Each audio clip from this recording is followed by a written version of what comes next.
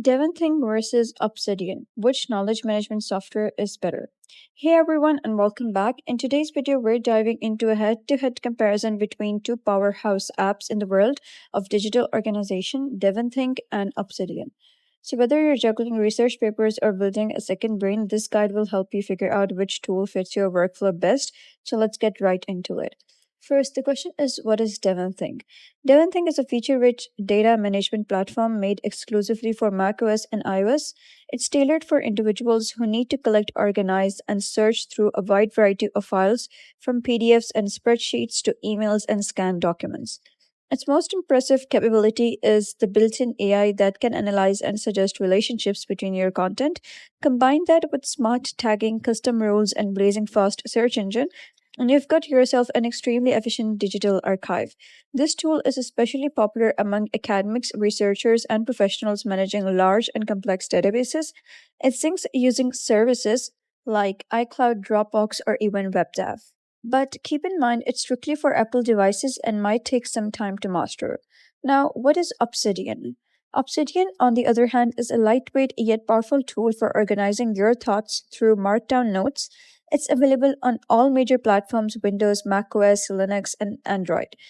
At its core, Obsidian encourages you to build a knowledge graph, allowing you to link nodes together and visualize your thinking in a network like structure. Think of it as a tool for mapping your brain. It saves all your notes locally in simple .md files, so you always own your data. It's highly modular too, with community plugins and themes that let you mold it into your perfect workspace.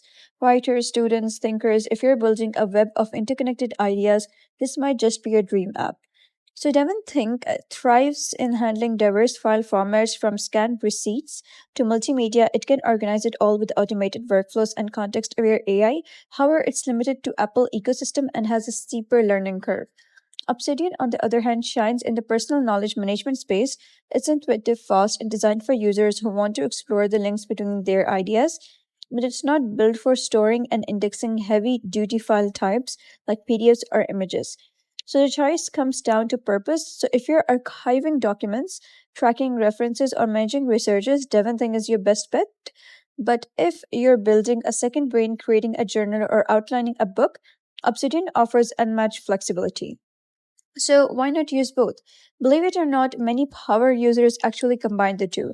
They use Devonthink as their external brain for storing files and metadata, and Obsidian as their internal brain, where as ideas come to life, grow, and connect.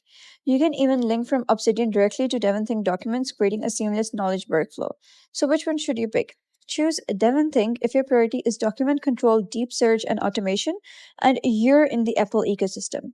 Choose Obsidian if you want a flexible, cross platform note taking tool that grows with your thoughts. Either way, both are incredibly powerful in their own domains. If this video helped you, give it a thumbs up and don't forget to subscribe for more helpful tutorials. I'll see you in the next video.